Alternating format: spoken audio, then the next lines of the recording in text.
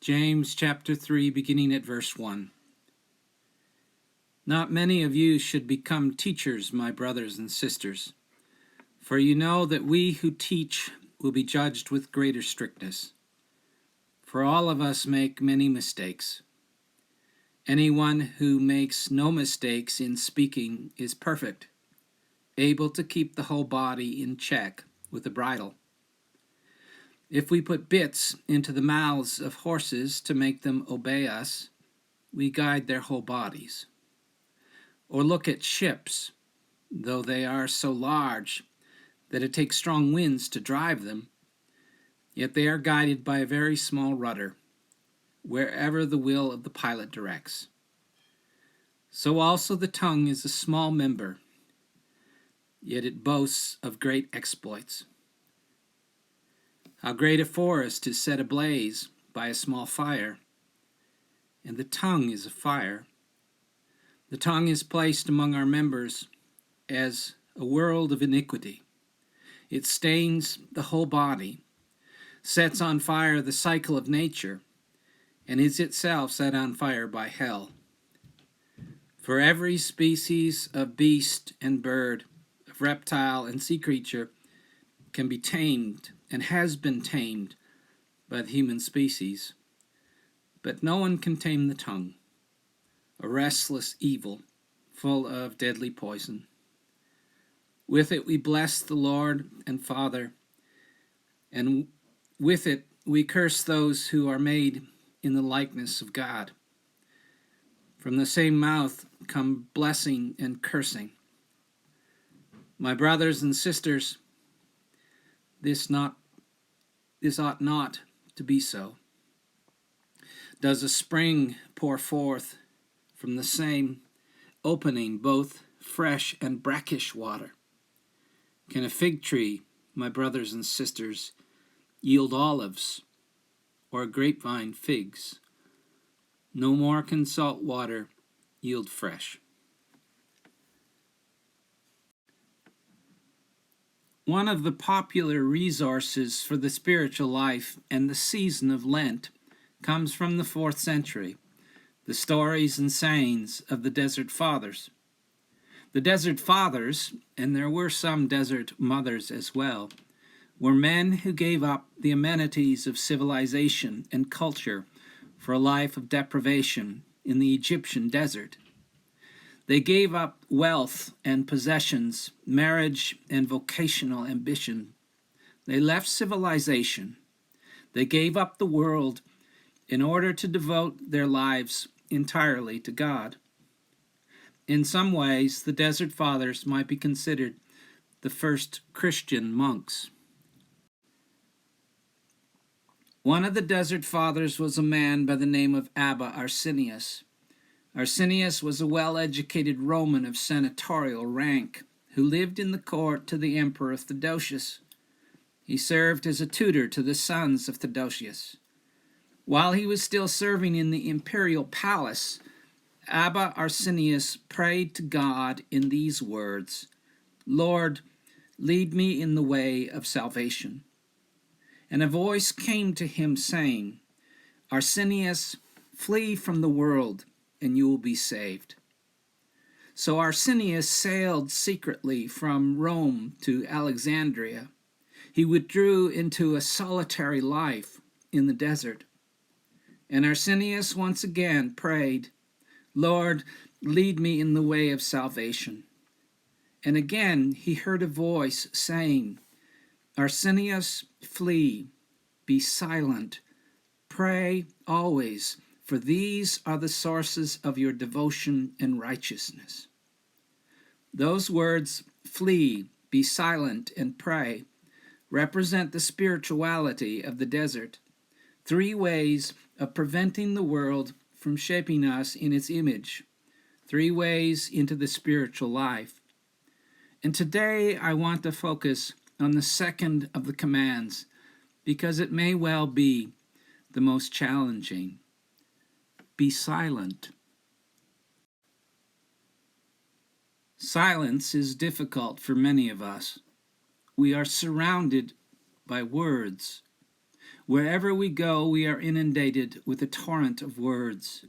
Words softly whispered, loudly proclaimed, angrily shouted, spoken, recited, sung, words in our music, words on our walls, words on the little screens we carry around with us everywhere we go.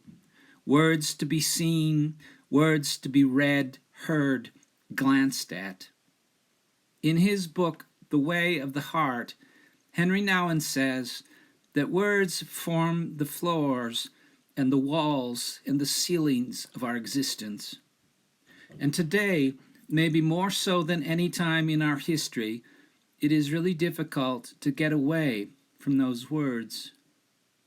Nouwen says that he was driving through Los Angeles, and suddenly he had this sensation that he was driving through a huge dictionary.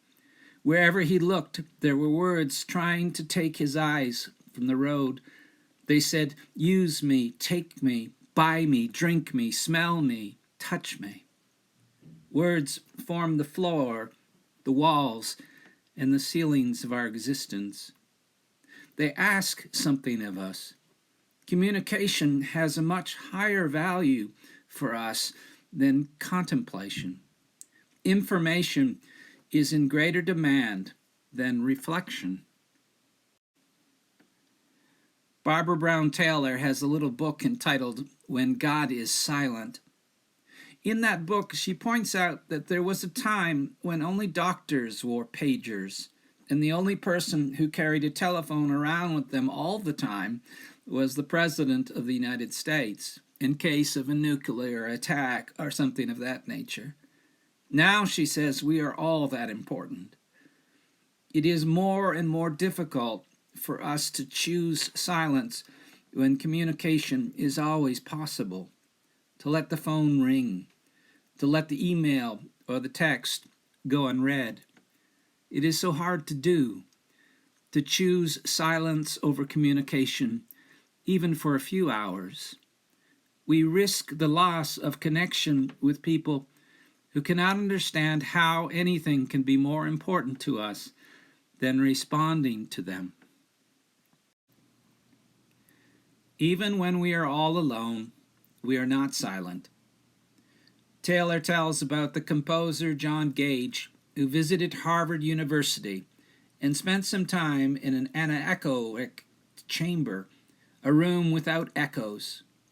Inside this room, his well-trained musical ear picked up two sounds, one high and one low.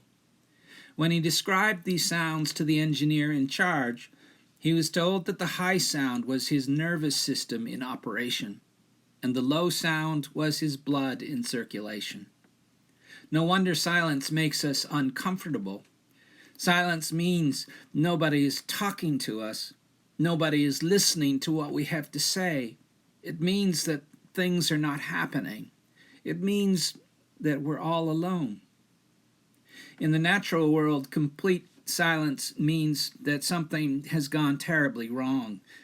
Rachel Carson wrote a novel entitled The Silent Spring. In it, she describes a dystopian vision of the natural world that is quiet because all of the humming and buzzing and scampering things have succumbed to poison. There are no birds chirping, only the sound of silence. Silence can quickly unnerve us. If the electricity goes out in the middle of the night, it can wake you up. The silence, the refrigerator, the furnace, the water heater, the ceiling fan, all go quiet. The silence is so loud that it wakes you up. Our lives are so full of noise to the point that we don't even notice the noise until it has gone. So what, you might ask? Why does it matter? Is this a problem for us?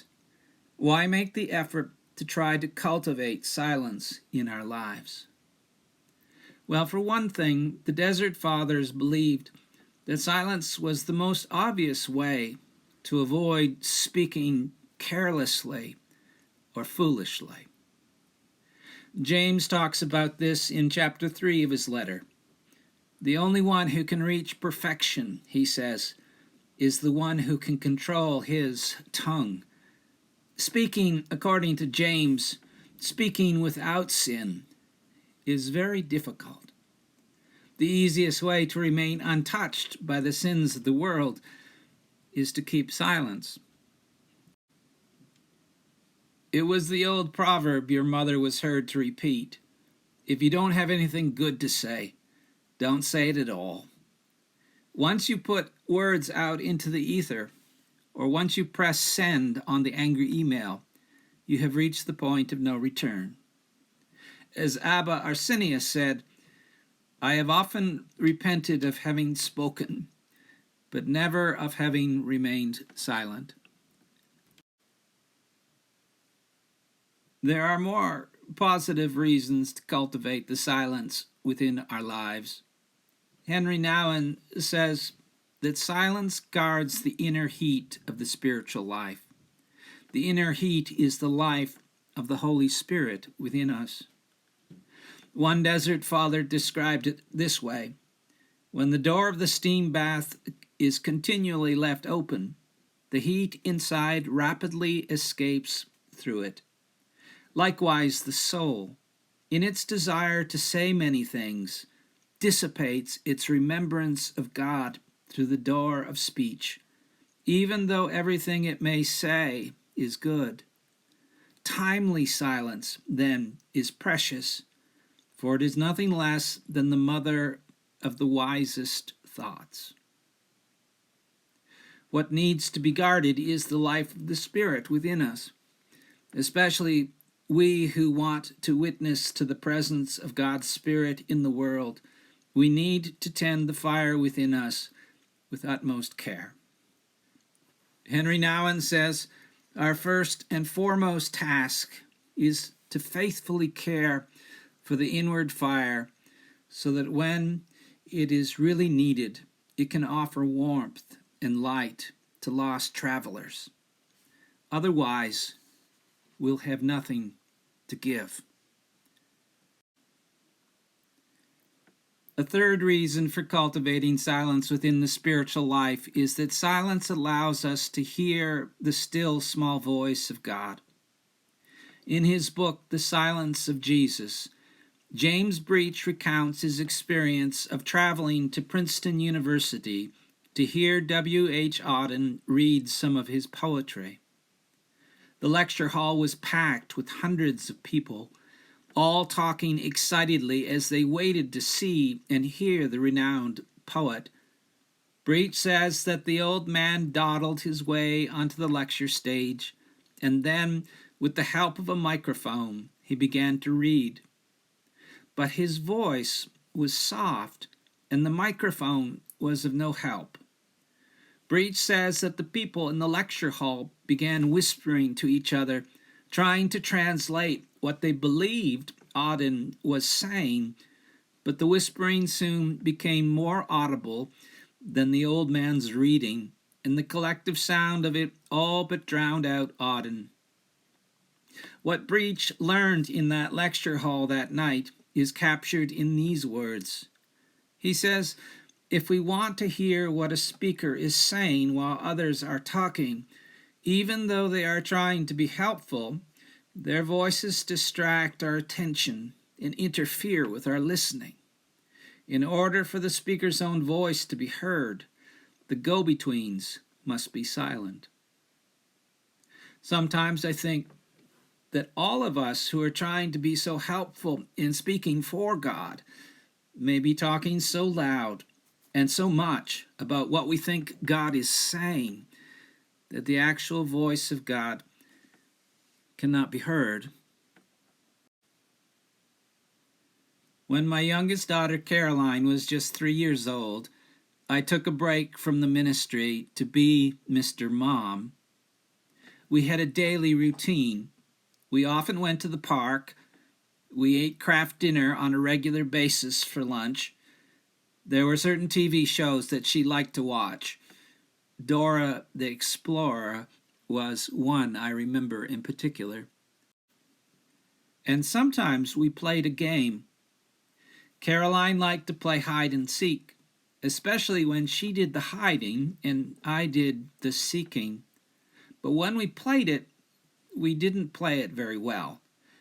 Caroline had this habit of going off excitedly to hide, getting herself carefully hidden under a chair or in a closet, and then yelling out, "Ready, come find me." Of course, I would repeatedly review the point of the game of hide and seek with her. I would say, "You're supposed to hide and not give your position away. You're supposed to hide and then be quiet." When I think back upon it now, maybe it was I that missed the point. Because the real delight and the real joy of that game comes in being found, after all. I mean, who wants to be left alone? Who wants to be undiscovered? Meister Eckhart says that God is like a person who clears his throat while hiding and so gives himself away. And maybe it is only in the silence that is finally quiet enough that we can hear the faint clearing of the throat that gives away the presence of God. Maybe even the moment of most profound silence can become the moment of discovery of God's most profound presence.